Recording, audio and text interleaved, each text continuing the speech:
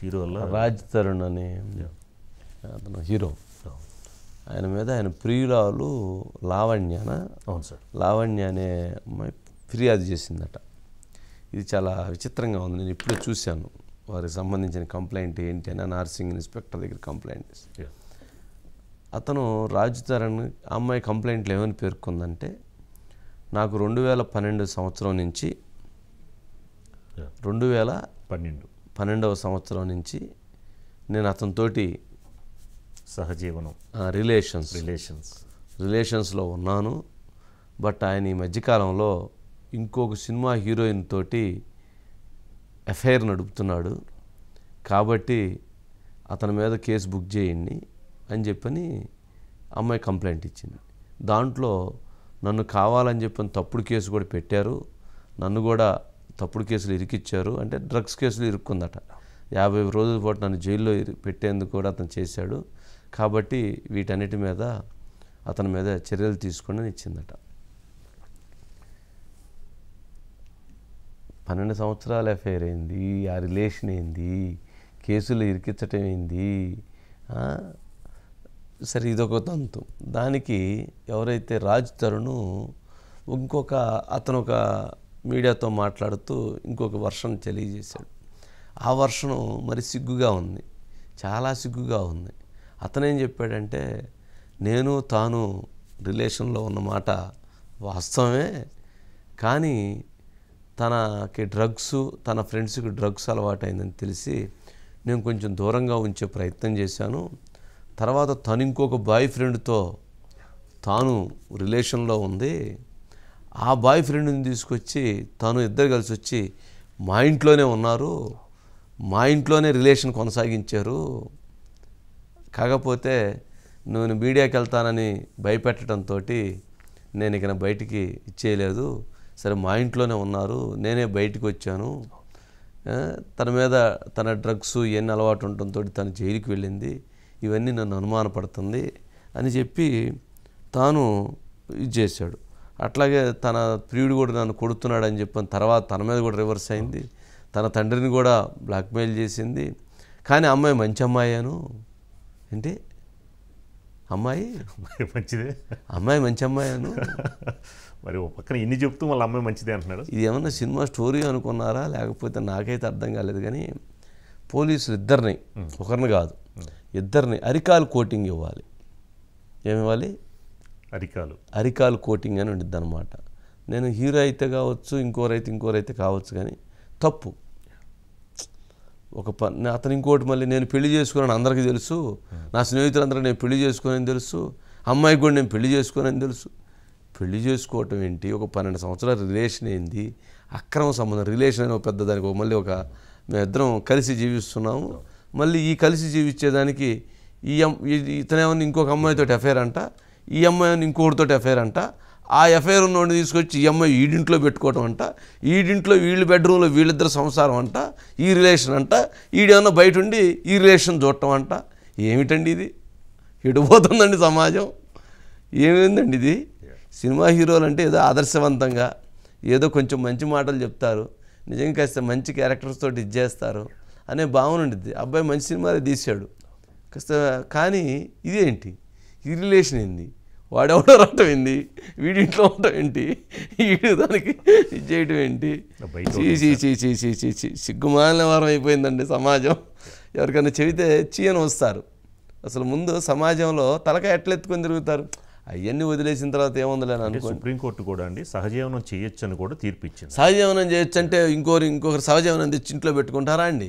వాళ్ళిద్దరు సహజీవనం అంటే కాదండి, లేదండి, సహజీవనం చెయ్యొచ్చు. వీళ్ళిద్దరు సహజీవనం చేశారు, మళ్ళీ ఈ అమ్మాయి ఇంకోటి తెచ్చుకొని వీడింట్లో పెట్టుకొని సహజీవనం చేయటం ఏంటి?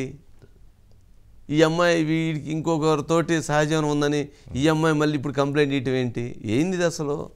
ఏమన్నా పద్ధతి ఉందా? పాతివ్రత్యం రకరకాలుగా మార్పులు చెందుతుందండి. పోయమ్మ మీరు ప్రాతివ్రత్యానికి బయట ఉందండి రాజధాని. సరే వేయండి, కర్మ యాడిందాం.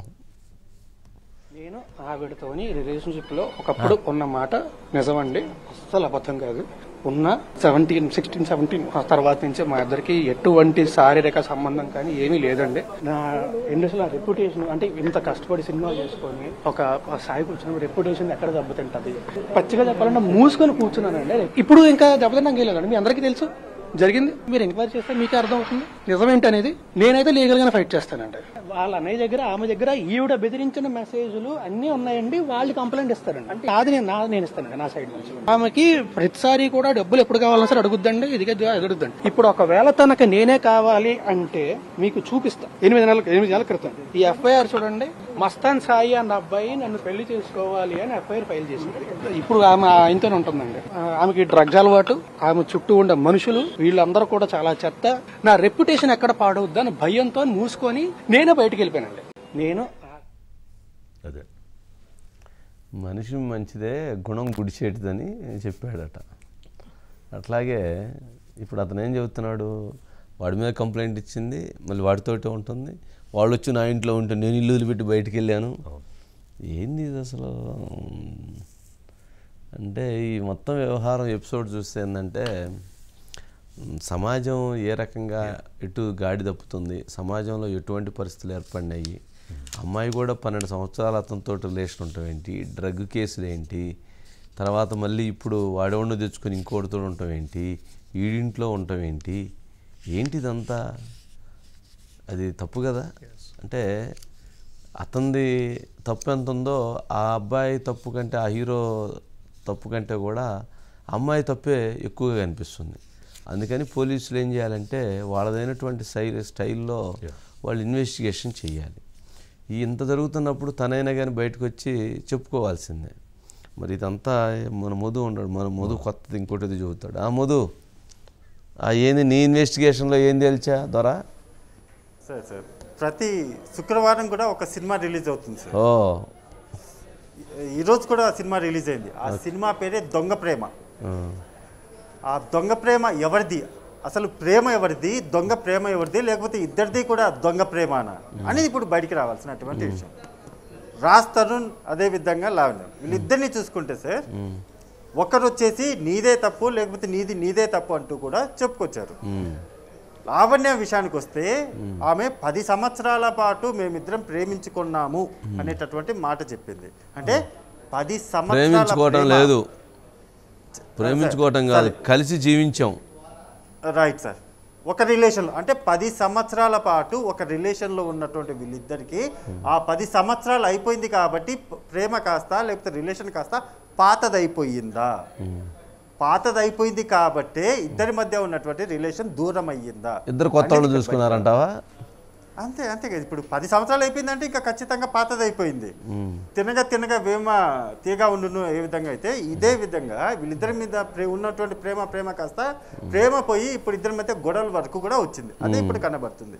అయితే ఇప్పుడు ఉన్నటువంటి ఈ మొత్తం వ్యవహారంలో ఎవరిది తప్పు ఎవరిది కరెక్ట్ అంటే సార్ ఒకటే, డెఫినెట్ గా కూడా ఇద్దరు చేసినటువంటి వ్యవహారం ఏదైతే ఉందో చెత్త పని అని ఒకటి అంటారు కదా సార్. అంటే దొంగ ప్రేమ ఏదైతే ఉందో ఆ దొంగ ప్రేమ కాస్త ఒక చెత్త పని లాగా అట్టర్ ఫ్లాప్ సినిమా, అంటే సినిమా భాషలో చెప్పాలంటే చిచి ఇది ఒక సినిమా అని అంటారు కదా సార్. అదే విధంగా వీళ్ళిద్దరు వ్యవహారం కూడా అరే మీది అసలు ఒక పంచాయతీ, మీరు 10 సంవత్సరాల పాటు కలిసి ఉన్నారు, 10 సంవత్సరాల పాటు తిన్నారు, నా లవరు ఆహా ఓహో అంటూ కూడా ఇద్దరు బాగానే తిరిగారు. ఇప్పుడు అంతా కూడా ఎవరికి వాళ్ళు విడిపోయి నీ మీద కేసు, నువ్వంటే నువ్వు తప్పు, నీ తప్పు అని కూడా చెప్పుకోవడం ఎంతవరకు కరెక్ట్? నిజంగా రాస్తారని చెప్పింది కూడా తప్పే, ఆ అమ్మాయి చెప్పింది కూడా తప్పే. ఆ అమ్మాయి ఏమో చాలా అంటే ఎలా చెప్పిందంటే అసలు తనకేమీ తెలియదు, అమాయకురాలు, అసలు ఏమీ తెలియని అమాయకురాలు, చెప్పిందే వినాలి, నన్ను అన్యాయం చేశాడు 10 సంవత్సరాల పాటు అంటే ఇటువంటి కాకమ్మ కథలు అవన్నీ కూడా పోలీసులు నమ్మరు సార్. అదేవిధంగా రాస్తరునైనా సరే కేవలం నాకు ఫ్రెండ్ మాత్రమే, ఈ 10 సంవత్సరాల పాటు నాకు పరిచయం చెప్పలేదు అతను, నాకు సంబంధం ఉందనే చెప్పాడు. ఫ్రెండ్ సార్, లేదా సంబంధం ఉందని చెప్పాడు. నేను ఒక 7 సంవత్సరాలు కలిసి ఉన్నాము, బట్ తర్వాత విడిపోయాము అని చెప్పి కలిసి ఉండడము, డబ్బులు ఇవ్వడము అనే దాంట్లో కూడా ఒకటి ఉంటుంది కదా సార్.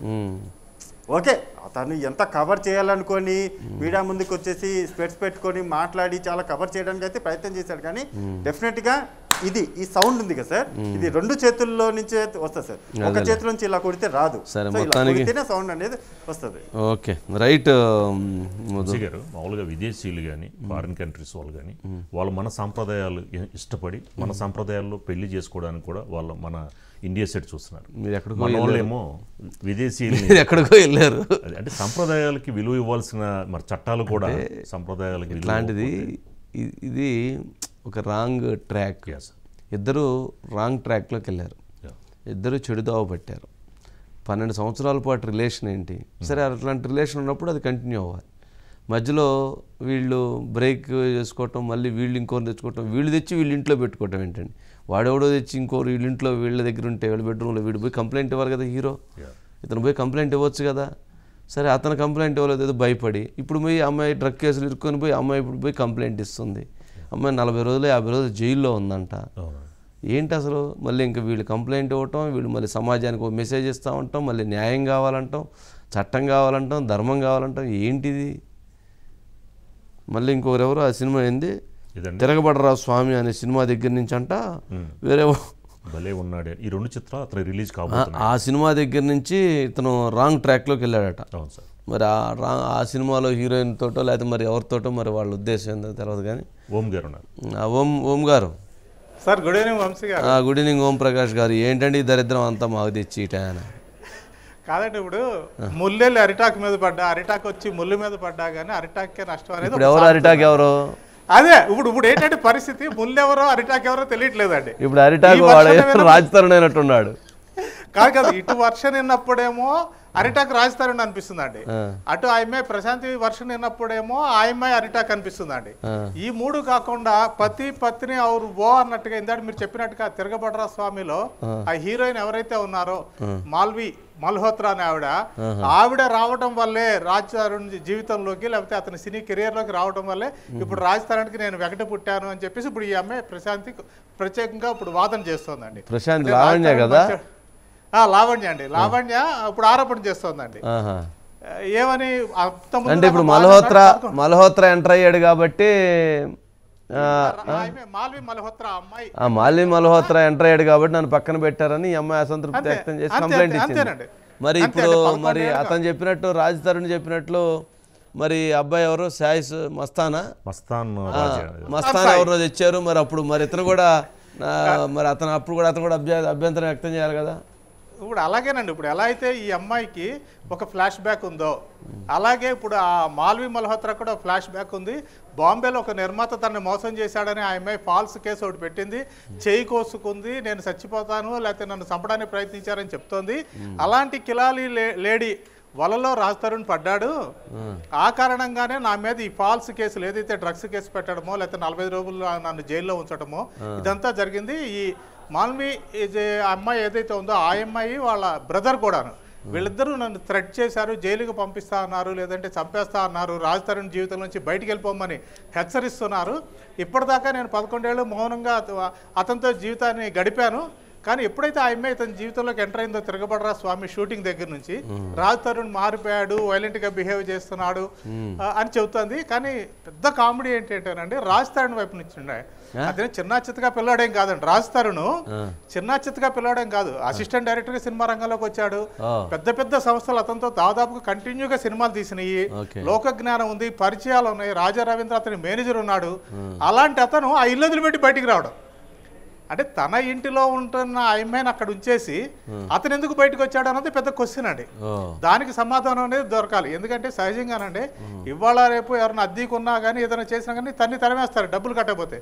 అలాంటిది ఆ అమ్మాయికి నెల డబ్బులు పంపిస్తూ ఓం ప్రకాష్ గారు మీరు అమ్మాయి డబ్బులు పంపించట్లా, అమ్మాయి ఎవరినో తెచ్చుకొని వాళ్ళ ఇంట్లో పెట్టుకుని వాళ్ళ బెడ్రూమ్లో ఉంటే తను బయట హాల్లో పనుకున్నాడట, అది చెబుతున్నాడు. కింద అవునవును అది కూడా జరిగిందండి. ఇప్పుడు ఏం జరిగేదండి కింద ఉంటున్నారు అంటే అదే అనిపిస్తుంది. అంటే ఇంత తెలిసిన మనిషి, ఇన్ని పరిచయాలు ఉన్న మనిషి, సినిమా రంగంలో పెద్దలతో సినిమాలు అతనితో తీసిన వ్యక్తులతో పరిచయాలు ఉన్న మనిషి ఎందుకు ఇప్పటిదాకా సైలెంట్ గా ఉన్నాడు?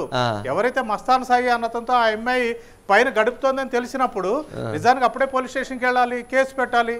అదేమీ చేయలేదు. అదేమీ చేయకపోగా అతను వస్తుంటాడని నాకు తెలుసు, అతనితో ఆ అమ్మాయి గడుపుతోందని నాకు తెలుసు, అయినా కానీ నేను కింద సైలెంట్గా ఉండేవాడిని అని చెప్పడం అన్నది అసలు నమ్మశక్యం కాని విషయం. అది ఏం బాగాలేదండి, ఈ వర్షం అది ఏం బాగాలేదు, ఈ పద్ధతి ఏం బాగాలేదు అసలు, ఇవ్వాలి అసలు. కాబట్టి ఇది ఎట్టుపోతుందన్న చూడాల్సిందండి. మీరు ఇందాక అన్నట్టుగా అంటే పోలీసులు లోతుగా అధ్యయనం చేసి లోతుగా చేసేదండి, లోతుగా దర్యాప్తు, అరికాలు కోటింగ్ చేసి అంతా తెలిసిపోయింది, బయటకు వస్తుంది. అదే ఇద్దరు వైపు తప్పులు ఉన్నాయి, వాళ్ళని కూర్చోబెట్టి ఏదో సెటిల్ చేయాల్సిన. సెటిల్ చేసేది ఏంటంటే తోసితో ఇద్దరు లోపల కాదు, ఆ లోపలికి తోస్తారండి, అది పరిష్కారం కాదు కదా. ఈ అమ్మాయితో అతను పెళ్లి చేయడమో అఫీషియల్ గా, లేకపోతే విడాకులు ఇప్పించి ఎవరి జీవితాలు ఆడ గడపండి అని చెప్పడమో ఏదో ఒకటి అయితే జరగాల్సింది ఉంటుందండి.